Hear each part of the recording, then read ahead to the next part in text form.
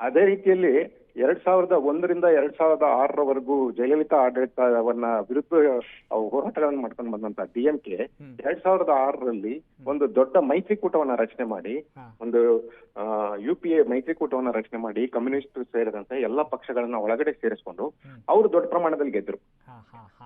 ಯಾವಾಗ ಡಿಎಂಕೆ ಇಲ್ಲಿ ಗೆದ್ದಿದೆಯೋ, ನೀವು 69 ಇಂದನೂ ತಗೋಬಹುದು, ಡಿಎಂಕೆ ಯಾವಾಗ್ಲೂ ಕೂಡ ತನ್ನ ಸ್ವಂತ ಇದರಲ್ಲಿ ಗೆದ್ದಿಲ್ಲ. ಅಂದ್ರೆ ಅವರು ಯಾವಾಗ್ಲೂ ಮೈತ್ರಿಕೂಟದಿಂದ ಗೆದ್ದಿರ್ತಾರೆ. ಆದ್ರೆ ಅಣ್ಣಾ ಡಿಎಂಕೆಯನ್ನ ನೀವು ನೋಡಿದ್ರೆ, ಅಣ್ಣಾ ಡಿಎಂಕೆ 2-3 ಸರಿ ಅವರು ಮೈತ್ರಿಕೂಟ ಇಲ್ದೇನೆ, ಯಾರ ಮೈತ್ರಿಯೂ ಇಲ್ದೆ ಗೆದ್ದಂತದ್ದು ಅಣ್ಣಾ ಡಿಎಂಕೆ ಒಂದ್ ಚರಿತ್ರೆ ತೋರ್ಸುತ್ತೆ. ಈ ಸರಿ ಅವರಿಗೆ ಬಿಜೆಪಿಯ ಮತ್ತೆ ಅವರ ಪಕ್ಷದಿಂದ ಹೊರಗೆ ಹೋಗಿ ಮತ್ತೆ ಸೇರ್ಕೊಂಡಂತ ಒಂದು ದಿನಕರನ್ ಅವರ ಪಾರ್ಟಿ ಇರ್ಬೋದು, ಅದೇ ರೀತಿ ಬೇರೆ ಬೇರೆ ಪಕ್ಷಗಳ ಬೆಂಬಲ ಇದೆ. ಹಾಗಾಗಿ ಅವರಿಗೆ ಹೆಚ್ಚು ವಿಶ್ವಾಸ ಮೂಡಿರ್ತಕ್ಕಂಥದ್ದು. ಅಣ್ಣಾ ಡಿಎಂಕೆ ಮಾಸ್ ವೋಟ್ ಅನ್ನ ನಂಬಿರ್ತಕ್ಕಂಥದ್ದು. DMK cadre based party, BJP ತರ ಕ್ಯಾಡರ್ ಬೇಸ್ಡ್ ಪಾರ್ಟಿ. ಇದೆಲ್ಲದೂ ಕೂಡ ಅವರ ಒಂದು ಇದನ್ನ ನಾವು ಗಮನಿಸಬೇಕಾಗತ್ತೆ. ಸೊ ಅಣ್ಣಾ ಡಿಎಂಕೆನವರು ಕೂಡ ವಿಶ್ವಾಸದಲ್ಲಿದ್ದಾರೆ, ಆತ್ಮವಿಶ್ವಾಸದಿಂದ ಇದ್ದಾರೆ. ಏನು ಈ ಎಕ್ಸಿಟ್ ಪೋಲ್ ನ ರಿಸಲ್ಟ್ ನಿನ್ನೆ ಹೊರಗಡೆ ಬಂತು, ಅದಾದ ನಂತರದಲ್ಲಿ ಎರಡೂ ಕ್ಯಾಂಪ್ಗಳಲ್ಲಿ ದೊಡ್ಡ ದೊಡ್ಡ ಚರ್ಚೆ ಆಗ್ತಾ ಇದೆ. ಅವರ ಎರಡೂ ಕ್ಯಾಂಪ್ಗಳಲ್ಲಿ ಈಗ ಡಿಎಂಕೆಯ ಪ್ರಮುಖ ನಾಯಕರುಗಳನ್ನ ನಾವು ಮಾತಾಡಿಸಿದಾಗ ಅವರಿಗೂ ಕೂಡ ಏನು ಈ ಎಕ್ಸಿಟ್ ಪೋಲ್ ನ ರಿಸಲ್ಟ್ ಗಳ ಮೇಲೆ ನಂಬಿಕೆ ಇಲ್ಲ. ಅವರು ಕೂಡ ಇನ್ನು ಭಯ ಕಾಣ್ತಾ ಇದೆ. ಇವತ್ತು ಕೂಡ ಸ್ಟಾಲಿನ್ ಒಂದು ದೊಡ್ಡ ಸಭೆಯನ್ನ ನಡೆಸಿದ್ರು. ಅವರ ಹಿರಿಯ ಸಚಿವರುಗಳು, ಹಿರಿಯ ನಾಯಕರುಗಳನ್ನ ಕರೆಸಿ ಸಭೆ ನಡೆಸಿದ್ರು. ಅವರು ಕೂಡ ಚರ್ಚೆ ಮಾಡಿದ್ದಾರೆ. ಅದೇ ರೀತಿ ಎಡಪ್ಪಾಡಿ ಪಳನಿಸ್ವಾಮಿ ಕೂಡ ನಡೆಸಿದ್ದಾರೆ. ಅವರಲ್ಲಿ ಕೂಡ ಏನು ದೊಡ್ಡ ಕಾನ್ಫಿಡೆನ್ಸ್ ಇಲ್ಲ ಡಿಎಂಕೆ ನಲ್ಲಿ. ನಾವು ಅಷ್ಟು ದೊಡ್ಡ ಪ್ರಮಾಣದಲ್ಲಿ ಕೆಲಸ ಮಾಡಿಲ್ಲ, ಅಷ್ಟು ದೊಡ್ಡ ರಿಸಲ್ಟ್ ಬರ್ತಾ ಇದೆ, ಸೊ ಜನ ನಮ್ಮ ಮೇಲೆ ನಂಬಿಕೆ ಇಟ್ಟಿದ್ದಾರೆ ಅನ್ನೋಂತ ಮಾತನ್ನ ಅವರು ಡಿಎಂಕೆನವರು ಹೇಳ್ತಾ ಇರ್ತಕ್ಕಂಥದ್ದು. ಬಟ್ ಅವರು ಕೂಡ ರಿಸಲ್ಟ್ ಅನ್ನ ವೇಟ್ ಮಾಡ್ತಾ ಇದ್ದಾರೆ. ಅವರಲ್ಲಿ ಕೂಡ ವಿಶ್ವಾಸ ಇಲ್ಲ, ಸಂಪೂರ್ಣವಾಗಿ ಇದೇ ರೀತಿ ರಿಸಲ್ಟ್ ಬರುತ್ತೆ ಅನ್ನೋದು ಗೊತ್ತಿಲ್ಲ ಅನ್ನೋಂತ ಮಾತನ್ನ ಹೇಳ್ತಾ ಇದ್ದಾರೆ. ಆದ್ರೆ ಅಣ್ಣಾ ಡಿಎಂಕೆ ನಲ್ಲಿ ಆ ರೀತಿಯಲ್ಲಿ ಇಲ್ಲ. ಎಕ್ಸಿಟ್ ಪೋಲ್ ನ ರಿಸಲ್ಟ್ ಏನೇ ಇರ್ಬೋದು, ನಾವು ಗೆಲ್ತೀವಿ, ನಮ್ಮ ಅನೇಕ ಬಾರಿ ಎಕ್ಸಿಟ್ ಪೋಲ್ ರಿಸಲ್ಟ್ ಅನ್ನ ವಿಂಡಿಕೇಟ್ ಮಾಡಿ ನಮ್ಮ ಪಾರ್ಟಿ, ನಮ್ಮ ಒಕ್ಕೂಟಗಳು ಗೆದ್ದಿದೆ, ಸೊ ಎಕ್ಸಿಟ್ ಪೋಲ್ ಮನ್ನ ನಂಬೇಡಿ, ನಾವು ಗೆಲ್ತೀವಿ ಅನ್ನೋಂತ ಮಾತನ್ನ ಅವ್ರು ಹೇಳ್ತಾ ಇದ್ದಾರೆ. ಸೊ ವಿಜಯ್ ಅವರ ಪಕ್ಷದಲ್ಲಿ ಮೊದ್ಲಿಂದ ಕೂಡ ಒಂದು ದೊಡ್ಡ ಇದೇನಿಲ್ಲ. ಅವರಿಗೆ ಏನೋ ಒಂದ್ 2-3 ಎಕ್ಸಿಟ್ ಪೋಲ್ ರಿಸಲ್ಟ್ಗಳು ಅವರಿಗೆ ಪರವಾಗಿ ದೊಡ್ಡ ಪ್ರಮಾಣದಲ್ಲಿ ಬರುತ್ತೆ ಅಂತ ಹೇಳಿರ್ತಕ್ಕಂಥದ್ದು ಅವರ ಒಂದು ರೀತಿಯಲ್ಲಿ ಅವರಿಗೆ ಉತ್ಸಾಹ ತುಂಬಿದೆ. ಬಟ್ ಅವರು ಕೂಡ ಏನೋ ಕಡಿಮೆ ಇಲ್ಲ, ಅವರು ಕೂಡ ತಯಾರಿ ನಡೆಸಿದ್ದಾರೆ. ರಿಸಲ್ಟ್ ಅನ್ನ ಕಾಯ್ತಾ ಇರ್ತಕ್ಕಂಥದ್ದನ್ನ ನಾವು ನೋಡ್ತಾ ಇರ್ತಕ್ಕಂಥದ್ದು. ಬಟ್ ಏನೇ ಆದ್ರೂ ಕೂಡ ಅವತ್ತು ರಿಸಲ್ಟ್ ದಿನ ಬಹಳ ದೊಡ್ಡ ಕುತೂಹಲ ಖಂಡಿತ ಇದೆ.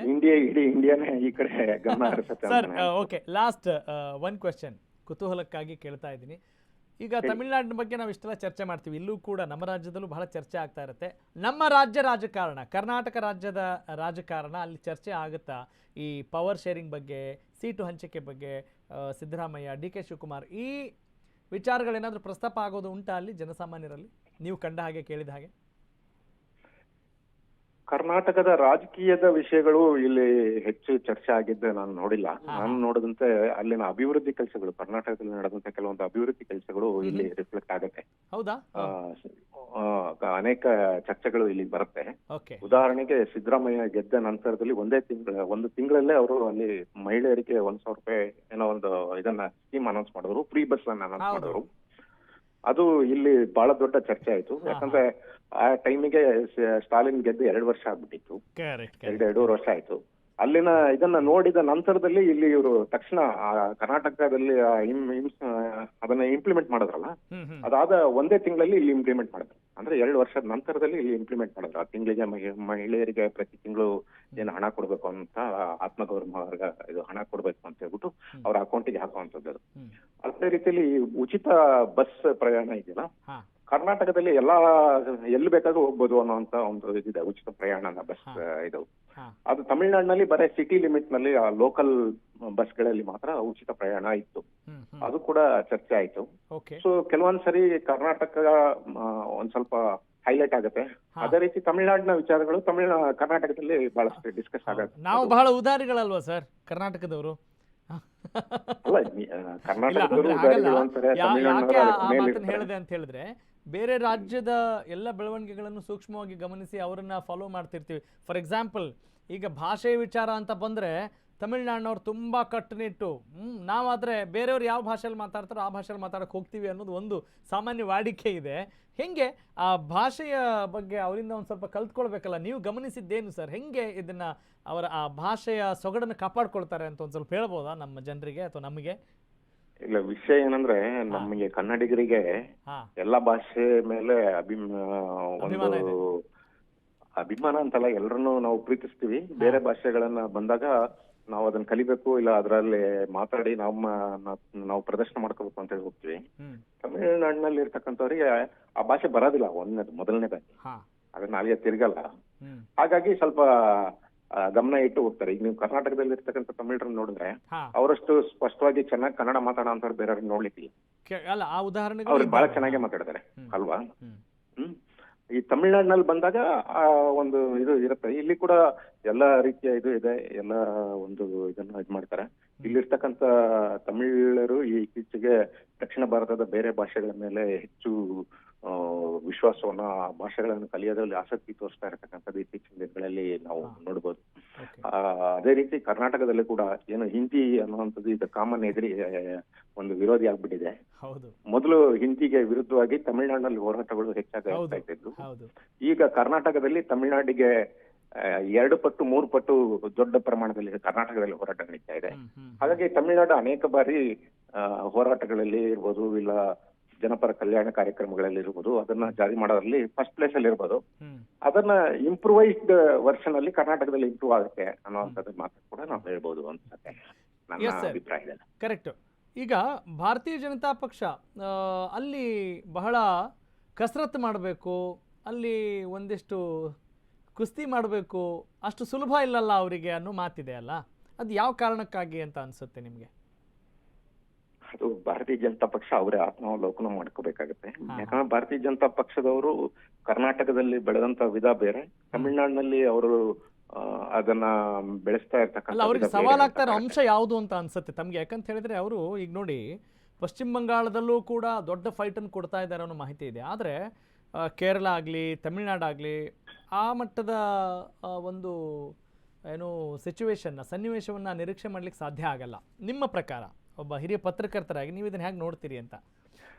ನೀವು ನೋಡಿ, ಕರ್ನಾಟಕ ಇರ್ಬೋದು, ಬೇರೆ ರಾಜ್ಯ ತಮಿಳುನಾಡಿಗೆ ಎರಡಕ್ಕೂ ಹೋಲಿಸಿದ್ರೆ ಕರ್ನಾಟಕದಲ್ಲಿ ಬಿಜೆಪಿನವರು ಅಧಿಕಾರದ ಅನುಭವಿಸೋದಕ್ಕೆ ಬಹಳ ಲೇಟ್ ಆಯ್ತು. ಆದ್ರೆ ತಮಿಳುನಾಡಿನಲ್ಲಿ ಇರ್ತಕ್ಕಂಥ ಬಿಜೆಪಿನವರು ಬೇಗನೆ ಅದನ್ನ ಅನುಭವಿಸ್ಬಿಟ್ರು.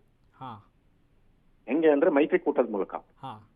ಇವರು ವಾಜಪೇಯಿ ಗೌರ್ಮೆಂಟ್ ಇರ್ಬೋದು, ಅದಕ್ಕೂ ಮುಂಚೆ ಇರ್ಬೋದು, ತಮಿಳುನಾಡಿನವರು ಹೊಂದಾಣಿಕೆ ಮಾಡಿಕೊಂಡು ಮೈತ್ರಿಕೂಟದಲ್ಲಿ ಡಿಎಂಕೆ ಮತ್ತೆ ಎಡಿಎಂಕೆ ಜೊತೆ ಬೇರೆ ಬೇರೆ ಸರ್ಕಾರಗಳಲ್ಲಿ ಅವರು ಹೊಂದಾಣಿಕೆ ಮಾಡ್ಕೊಂಡಿದ್ರಿಂದಾಗಿ ಸೆಂಟ್ರಲ್ ಅಲ್ಲಿ ಅವರಿಗೆ ಅಧಿಕಾರ ಕೊಟ್ಟ ಕಾರಣದಿಂದಾಗಿ ಅವರು ಇಲ್ಲಿ ಬೇರೆ ಸೀಟ್ಗಳನ್ನ ತಗೊಂಡ್ರು, MP ಸೀಟ್ಗಳನ್ನ, ಮಂತ್ರಿ ಸೀಟ್ಗಳನ್ನ ತಗೊಂಡ್ರು. ಈಗ ನೀವು ಕರ್ನಾಟಕದಲ್ಲಿ ಅಷ್ಟು MP ಗಳಿದ್ರು ಕೂಡ ಮಂತ್ರಿಗಳ ಸಂಖ್ಯೆ ಕಡಿಮೆ ಇರುತ್ತೆ. ತಮಿಳುನಾಡಿನಲ್ಲಿ ಬಿಜೆಪಿನವರಿಗೆ ಈಸಿಯಾಗಿ ಮಂತ್ರಿ ಸೀಟ್. ಈ ತರದ ಒಂದು ಅಧಿಕಾರವನ್ನು ಅನುಭವಿಸಿದ ಕಾರಣದಿಂದಾಗಿ ಪಕ್ಷವನ್ನ ಬೆಳವಣಿಗೆ ಮಾಡೋದಕ್ಕೆ, ಬೆಳೆಸೋದಕ್ಕೆ ಹೆಚ್ಚು ಗಮನ ಕೊಡ್ಲಿಲ್ಲ.